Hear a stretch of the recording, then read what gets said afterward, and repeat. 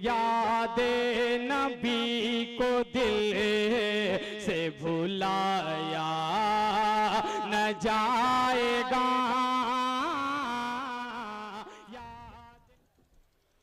जिन मरीजों को मिलती नहीं है शफा, उसको जमजम का पानी पिला दीजिए।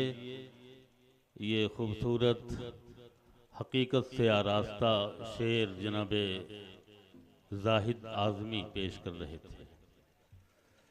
नात की दुनिया में एक मुमताज़ हैसियत के हामिल जनाबे जाहिद आज़मी जहाना गंजवी आपको मसरूर और महजूज फरमा रहे थे नाते नबी करीम सल्लल्लाहु अलैहि वसल्लम से।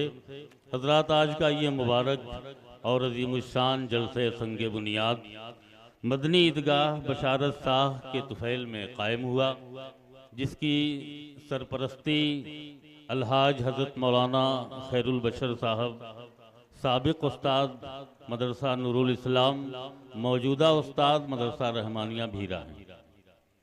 और ये शर्फ भी हासिल है कि मोहतमिम दारुल देवबंद हज़रत मौलाना मुफ्ती अबुल कासिम साहब दामद बरकातहुम के खलीफा व मिजाज भी हैं। क़यादत फरमा रहे हैं इमाम ईदैन वल जुमा मोहतरमुल मकाम हज़रत मौलाना मुहिब्बुर रहमान साहब हकीम, जो इस ईदगाह मदनी ईदगाह के इमाम भी हैं। और इसकी सदारत के लिए मोहतरमुल मकाम हज़रत मौलाना ग़ुलाम मोहम्मद साहब कासमी साबिक उस्ताद मदरसा नूरुल इस्लाम, मौजूदा उस्ताद मदरसा रहमानिया फरमा रहे हैं। और अब मौका आ गया है कि मैं सदर मोहतरम से गुजारिश करूं कि चंद कलमाते खैर हम सब तक पहुंचाकर मशकूर व ममनून फरमाएं, अगर मुनासिब समझें।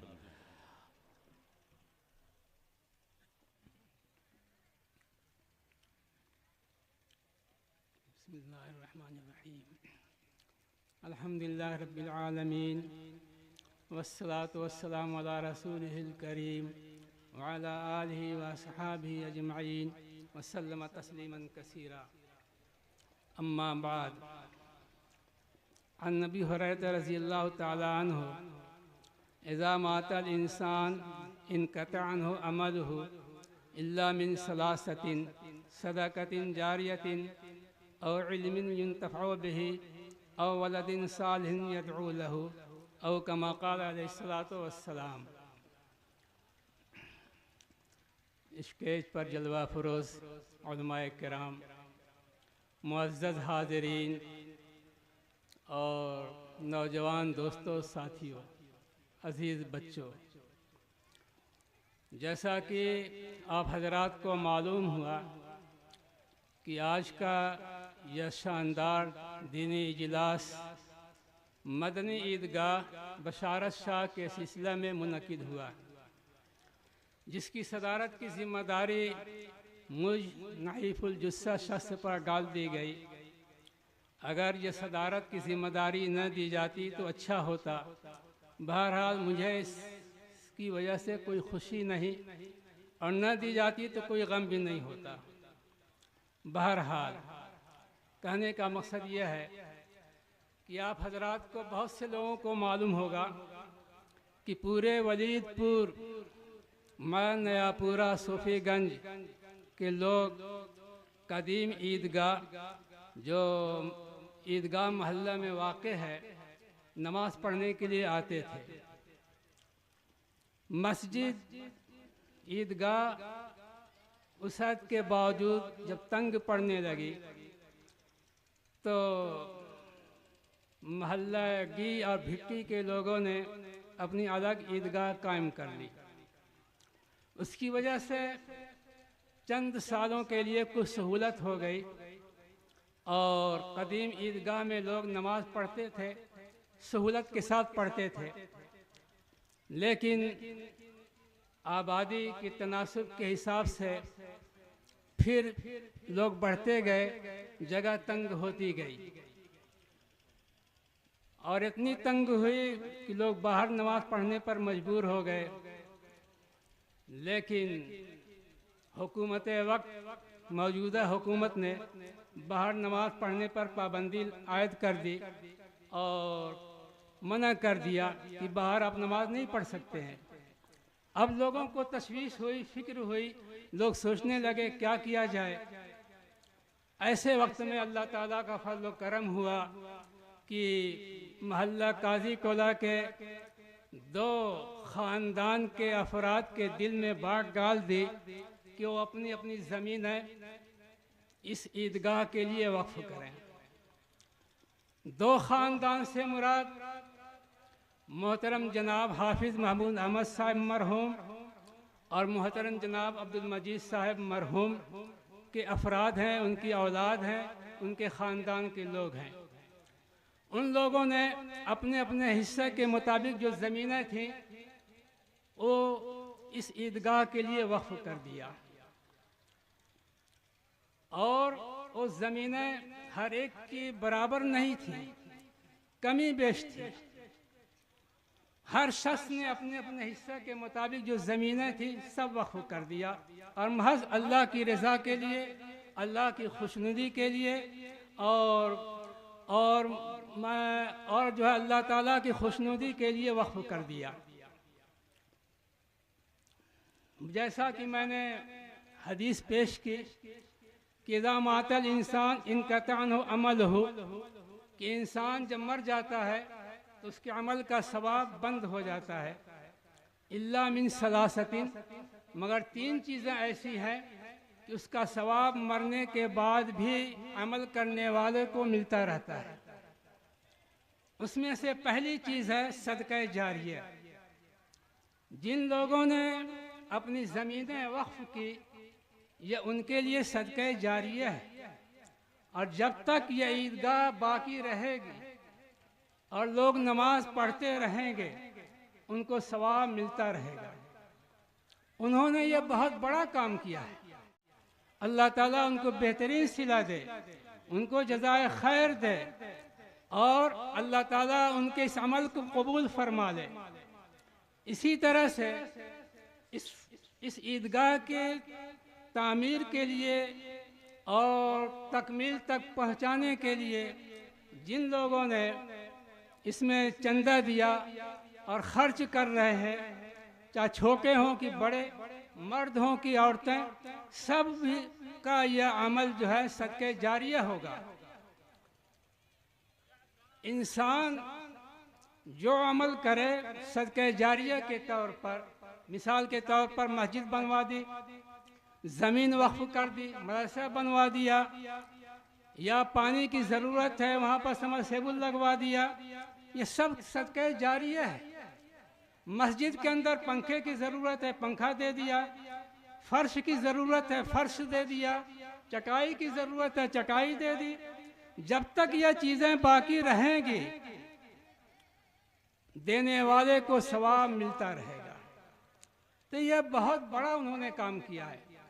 इसी तरीके से आप हजरात जो इसकी तामीर में जो कुछ भी खर्च करेंगे, जो भी खर्च करेंगे वो भी सदक़े जारी ही होगा। जब तक मस्जिद बाकी रहेगी, ईदगाह बाकी रहेगी, लोग नमाज पढ़ते रहेंगे, उन सभी हजरात को सवाब मिलता रहेगा। यह मामूली बात नहीं है और हमारा पैसा ऐसे ही कामों में लगना भी चाहिए, चाहे वो ज़्यादा हो या कम हो। एक मर्तबा रसूल पाक सल्लल्लाहु अलैहि वसल्लम से पूछा गया, अय्यु सदक़त अफ़ज़ल, सबसे बेहतरीन सदका क्या है, सबसे अफजल सदका क्या है? आपने फरमाया कि नादार की मेहनत, कोशिश, मेहनत, कमाई। यानी आदमी कमज़ोर है, गरीब है, पैसे के एतबार से वो मेहनत मजदूरी करके अगर 10 रुपया भी अगर दे रहा है, कार खैर में खर्च कर रहा है, सदका कर रहा है, ये सबसे बेहतर सदका कहा गया है, सबसे अफजल सदका कहा गया है। और हकीकत में अगर कहा जाए, देखा जाए तो जो बेचारे मजदूर होते हैं, कमज़ोर होते हैं पैसे के एतबार से, वो मेहनत मजदूरी करके अगर 100 रुपये में से 10 रुपया भी अगर वो दे रहे हैं, तो एक अमीर आदमी अगर 1000 में से 100 रुपया भी दे रहा है, दोनों बराबर है। अमीर आदमी जिसकी आमदनी 1000 रुपया है, 1000 में से अगर 100 रुपया अगर उन्होंने दे दिया, और कमज़ोर मजदूर आदमी जो है 100 में से 10 रुपया भी दे दिया, दोनों का अमल बराबर है, देने के एतबार से दोनों बराबर है। जबकि अमीर आदमी जो पैसा देता है उसको कोई तकलीफ नहीं होती है, तंगी नहीं होती है, जबकि कमज़ोर गरीब आदमी 10 रुपया भी देता है तो उसको जो तंगी महसूस होती है, मगर अल्लाह की रज़ा के लिए देता है, इसलिए ये उसका अमल बहुत ही काबिल कबूल है, बहुत ही मोहतरम चीज़ है। हुजूर फरमाते हैं कि नादार कमज़ोर मजदूर की मेहनत मशक्क़त करके जो पैसा खर्च करे वो सबसे बेहतर सदका है, सबसे अफजल सदका है। इसलिए 10 रुपया 100 रुपया 20 रुपया भी देने में आर और शर्म महसूस नहीं करनी चाहिए। तो बहरहाल जिन लोगों ने अपनी ज़मीनें वक्फ की हैं, यह अमल उनके लिए सदका जारिया है। इसी तरीके से जो लोग भी इसकी पाए तकमील तक पहुँचाने के लिए जितना भी रुपया खर्च करेंगे वो भी उनके हक़ में सदका जारिया होगा।